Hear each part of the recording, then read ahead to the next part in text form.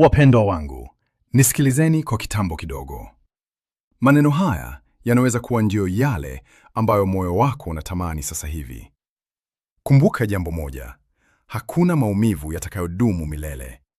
Hakuna kukata tamaa katika ulimwengu huu kuko kirefu kiasi kwamba tumaini haliwezi kuchomoza.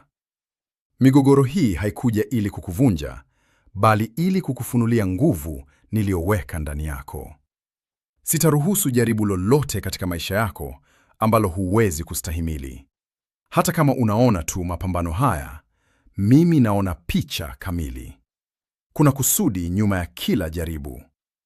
Kipindi hichi kigumu si kwa ajili ya kukuvunja, bali ni kwa ajili ya kukutengeneza. Huu sio adhabu, bali ni kukuandaa. Ni fursa kwa ajili ya ukuzi wako na imani yenye kina. Kwa hiyo, kuwa na ujasiri.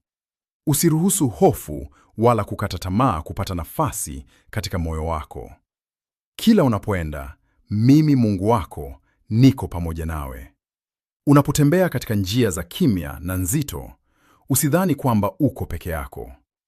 Nitapaka hekima na rehema zangu kwenye vidonda vyako. Yale yanayokuumiza leo yatafanyika kuwa ushuhuda unaompa nguvu mwingine kesho. Jikabidhi kwa mapenzi yangu. Kuwa na amani na maumivu yako na safari ya maisha yako. Nikabidhi hatua zako kwa kuniamini. Ninajua jinsi ya kukuongoza unaposimama bila kujua njia. Tembea mbele kwa uvumilivu na utulivu.